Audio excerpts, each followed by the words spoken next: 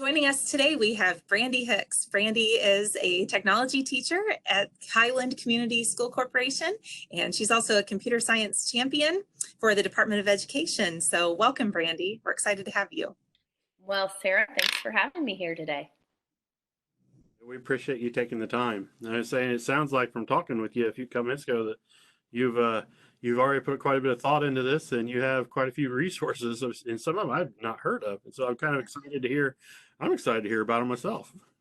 Same. Wonderful, wonderful, wonderful. All right, you ready for me to start? Yeah. Fantastic. So let me see if I can get this to switch over. Share. Okay. Can you see my screen? Yes. Okay, fantastic. Okay, here we go. And can you see my desktop or just my Chrome browser? Just the Chrome browser. Thanks for using Cisco WebEx page. That is perfect. Okay, so shift. So I'm going to start out. You already introduced me, but Brandy Hicks, Highland Community School Corporation. And if you'd like to reach out to me, it's at Hicks in the Sticks. And I'm one of the Indiana CS champions. A little bit of background on me, just to give me some cred, street cred here, is I teach digital applications. I teach a help desk group. Middle school, I do Codeorg CS discoveries. I work with 6th graders, 7th graders, 8th graders. I do an introduction to computer science, AP computer science. And in our small rural area, we get our students into a pathway at Ivy Tech. And then I do independent studies with cybersecurity with my students. All right. So the question I asked myself, if I was a teacher and I was doing virtual learning or anything like that, or just working with CS, what kind of resources would be helpful for me as I work through this? And I thought about the fantastic resources that Indiana has. When I work with educators across the country, even the world, globally, they always talk about lack of resources and support, but our state does a really nice job supporting our STEM and CS initiative. And we have in the Indiana DOE, I'm just going to click over to this link and share with you. There is on the website specifically all kinds of resources for computer science. If you go down to the educator professional development, there's an abundance of free professional development, and it goes all year, but especially in the summer. In here, they have free computer science professional development for teachers. They list, these are the specific vendors that the Department of DOE was working with: Codeorg, Indiana Computes. Indiana Computes also offers, I believe, some kind of graduate courses and different things that and undergrad courses if you're looking for coursework or credits. Wow. It's pretty interesting. Indiana University also has a program that you can work with them, and they have some free PD that's pretty amazing, especially if you're in an urban environment that support there. Next Tech has a entire spectrum, K through 12, and they focus with Code.org. Project Lead the Way, which is not a free program, but excellent resources. There's computer sciences 6 through 12.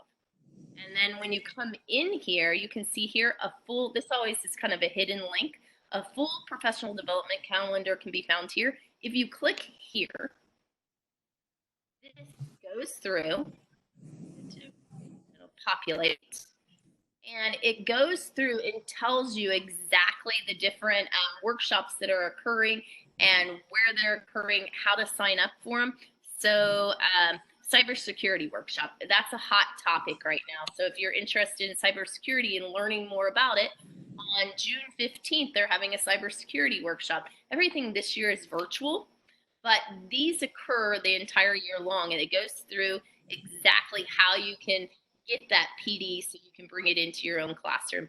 So this is navigating GitHub, different things like that. But this is kind of a little, that little here button always throws me off, but there's great resources in here. Some of them, for teachers, it's kind of exciting. Some of them actually give you a stipend for taking that PD. So that's pretty, it's pretty awesome. That is. Always looking for the stipend. I know, it's amazing all the different things that are being offered here in Indiana. Like I was mentioning to you guys earlier, I'm taking the CS Awesome Job of Workshop. It is specifically for Indiana teachers this year, but that program is normally like a $2,500 program, and you're getting it offered for free here specifically for Indiana teachers. Pretty exciting to be a part of that without having to pay that fee. But they're in abundance, so teachers can go through and take a look at this. This is the first resource that I think is a hidden gem. Okay, then Indiana also is broadening their CSTA, and that's the Computer Science Teachers Association, throughout the state of Indiana. Previously, we had 2 chapters, and we've combined in about the last 6 months into one large chapter. So if you go in and it's csteachers.org, click in here, you can join this. Now, this is a national, is it global? I think it's actually global. But it has an abundance of resources in here. It connects you. There's conferences. I went to a conference last year for CSTA, and I got a scholarship to attend, and they offer that to attendees. I went to the one in Phoenix. It was the best computer science conference I've ever attended. So, and I've attended quite a few. So it was so exciting. You got to see these different things. Pretty amazing. If you're not a member, I would recommend joining CSTA. If you need assistance, reach out to me. There are multiple hubs. I am part of the Southeast Indiana hub, but like our central hub this year, they went and visited Rolls-Royce and looked at how coding was working in that company and different things like that. That was just an amazing opportunity for our teachers. How neat. It is pretty neat. I'd like to have went to see it myself. Then I thought teachers would also be interested in resources. You know, we've had a lot of virtual learning and different things going on. We're a little unsure of what's going to occur as we go forward into our next school year, and it'd be nice to be prepared. So there are some wonderful resources that are vetted, and they are good quality resources. K through 12 for computer science. Code.org has an entire K through 12 spectrum, and I have that tab open already. I think here. Nope, that's different. I've got a little blurb at the top of my screen. Sorry about that. I'm just going to click on it. Okay. So Code.org has a spectrum, and I'm just going to show you real quick their course catalog. And you can you can work from kindergarten all the way up through high school with Code.org. And their course catalog goes through how their courses move along. So in the elementary, you have a K through 5. It's called CS Fundamentals. And in the K through 2, they have a pre-reader. I know my own children. I have a child in 3rd grade and 5th grade. Their computer science teacher sent them work to do, and they actually loved it. They loved it much more than their normal English, math, writing homework. I actually had to restrict my son. He was spending a little too much time on it. But elementary, so they have a K through, and you can take a look. In here, there's a learn more, so you can go through it. The middle school has a whole program, and all of these are free. So they're good resources. They're free. The students can work self-directed. The teacher can see everything the student's doing it and assign it. There's also a high school program, the CS Principals, and there is an addition. All right, there's another one. So that's a great resource. It's K through 12. It's free. You can do this virtual or we are in the classroom. Do you need to sign up with an account? Does it take like a sign up? You do.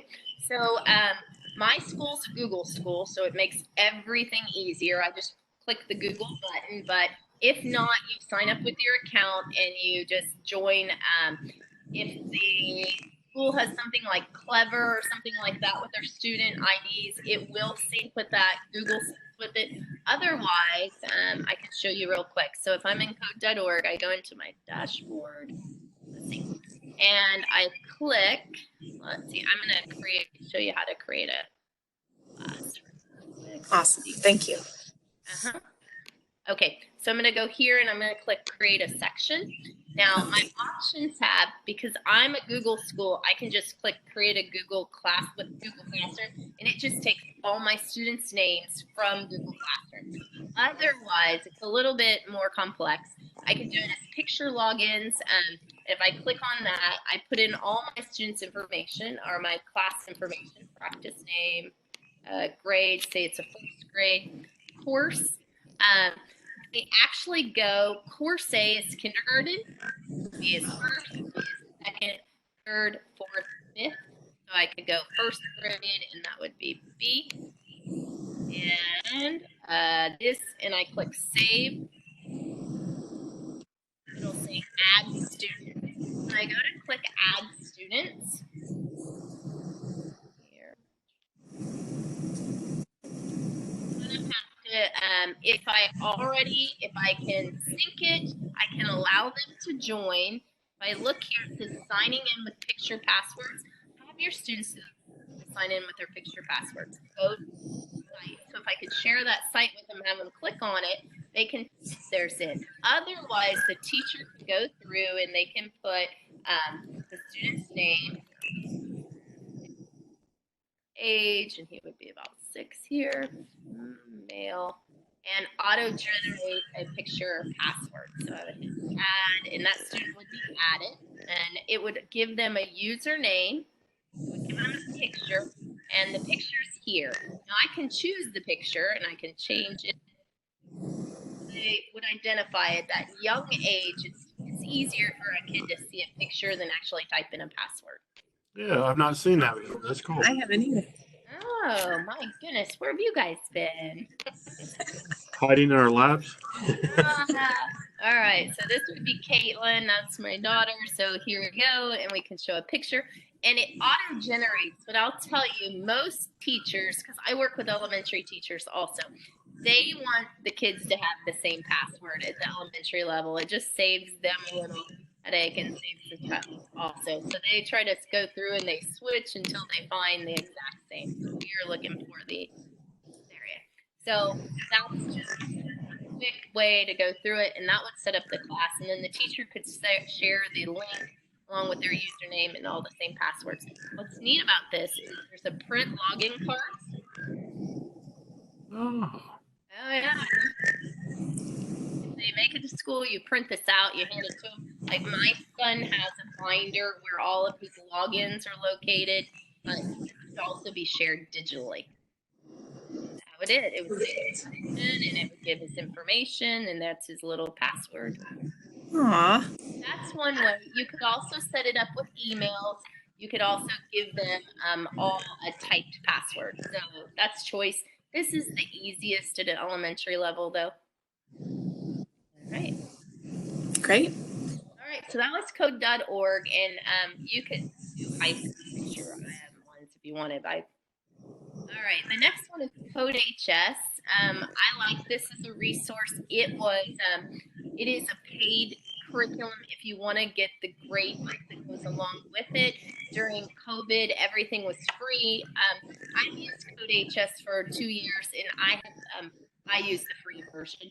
I don't have that many students in my rural classes, so it's not hard for me to go in and look at 6 students. But the other way, the program does auto grade, but I have to actually go into each one to look at their grades versus if I pay the fee, then I get to their grade up. So in here, I'm just going to show you what CodeHS is. And I'm going to go click.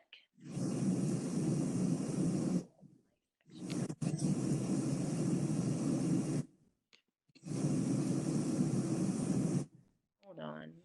View all. So they have a lot of courses. Now this is for grades 6 through 12, and they are appealing, and they're self-directed with asynchronous learning involved with it. They have videos, they have quizzes, and different things like that. So I can show you some examples, but intro to programming, let's see, AP Computer Science, we've got JavaScript, Computer Science Principles, CodeHS, that's a demo, computing ideas, web design, introduction to internet, world of computing, creative computing, video game design. I had one student go through that previously. Here's the one we used, the introduction to cybersecurity, code. Let's get back in there. You said these are all courses offered in this?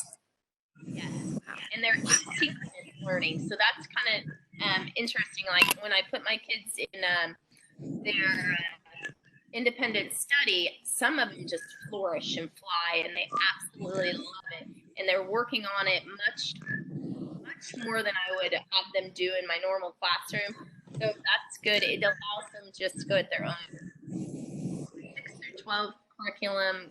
The K through 12 will have Codeorg, and I can show you what those are. My kids are very interested in Python. The CS Awesome I'm doing is Java, not JavaScript. Let's see. Let me keep going. Building apps. Intro to SQL. SQL is still a very popular programming. Let's see. There's the Java. Just kind of scroll through digital citizenship. Video games I listed earlier. Coding exploration in sports. This outreaches to kids non-traditional that would go into CS. That might be might garner more interest for students that were not specifically into programming. Coding exploration in art, coding exploration in music. You can go through and look at the units. Here's our Indiana Computer Science. You can see other states listed here. They are, Indiana is partnering with them, so we are one of their preferred. So this is kind of a nice thing for us. We have links, you can go through their curriculum. I'll go ahead and show you one of my sections. Ready?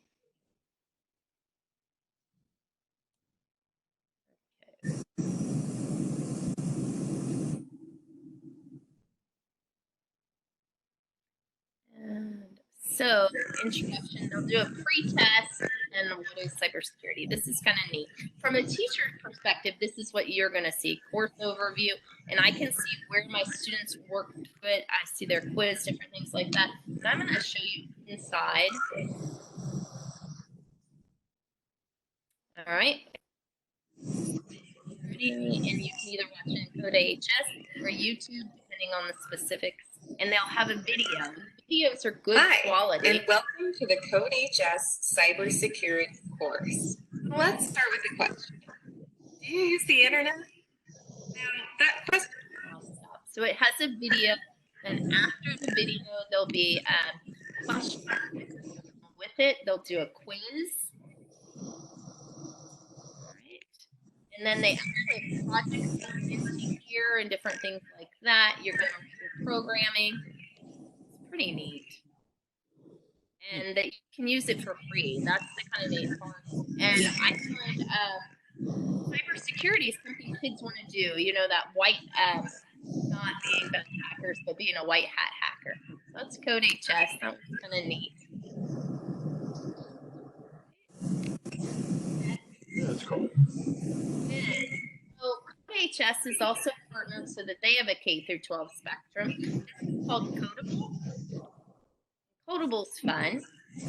My son did some things with Codeorg. I haven't done a lot of Codeorg. I work mostly with grades 6 through 12, but I have seen it in elementary.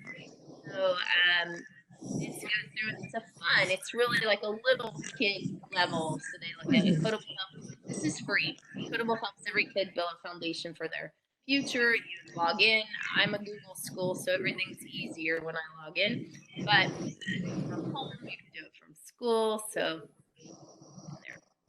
My son also did some of these for he's suitable for his e-learning and enjoyed it. These were things that I thought were good or vetted, that if I was a computer science teacher, these were things that I would want to be knowledgeable about.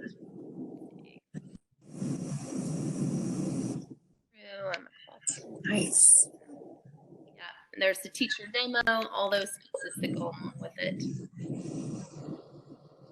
Free lessons, which are nice.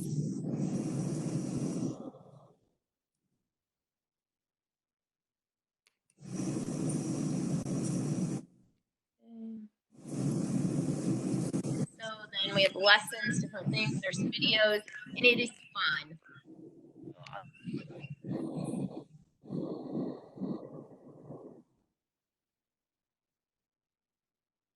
Welcome to Codeorg, where it's easy for any elementary to bring coding education into the classroom. Our scaffolded curriculum provides teachers with the tools they need to teach computer programming lessons without having any coding experience. Our scripted lesson plans were written for beginning teachers, so follow along or use them as a guide for adapting into your own curriculum. I'll stop there. But they're cute. The characters are cute too. I use Code.org. Our school uses Code.org as our base, so we have a good vertical articulation. But we also supplement with other programs. For example, COBOL, they do that in a computer lab. And I use CodeHS in my high school for independent studies. Okay. Go back. So that's kind of a little piece. Those teacher opportunities for Indiana DOE's website is great. Join CSTA. There are so many opportunities. I know 3 years ago, kind of interesting, Harvard and Stanford were giving out free scholarships to teachers to attend summer sessions for computer science in their schools. So, and it was paid for, and I found out about that through CSTA. So you never know what kind of opportunities are going to be released. But you need to join and be a part of those things to see it. It's kind of like the Indiana Department of Ed has hidden gems happening right now. I think that's it. Do you have any questions? I think you did a great job explaining it. I do too. kind of want to go and look at some of those resources now. I'm curious to look at probably this weekend with my wife, who's a teacher, elementary teacher. I'm kind of curious to see, ask her, do you think these would work with your kids? You could assign them over the summer, so because some of them want more things to do. They felt cheated. They're young enough. They're elementary, so that they want school. And so I thought, oh, that might be cool for her to be able to set up and let them do it over the summer. Yeah. I didn't mention because it's personal to me, but I do robotics. We do a robotics league, and I have 6 robotics teams, grades 3 through 8, and we do through Purdue's INMAC program to help fund that. So we really like Purdue here and appreciate that. But as you mentioned, kids wanting to do more robotics, they love it. For my robotics kids, I assign them some Code.org programming lessons over the summer, and some of them are they just love it. I do look at what type of robotic are you using, like a Lego robotics? What robotics are you using? We're doing VEX. Okay. Indiana is one of the highest saturated for VEX robotics, and that comes from I forgot the program, but they gave out grants for VEX robotics all over Indiana, and now the grants are moving into high school. And to start a high school team is pretty expensive, so I think the grants, they're like $3,000, something like that, to help with that. And now they're doing drones too. They're bringing in drone competition. I know, that's very cool. Well, thank you. We appreciate you taking time and sharing these resources with other teachers. Absolutely. My pleasure.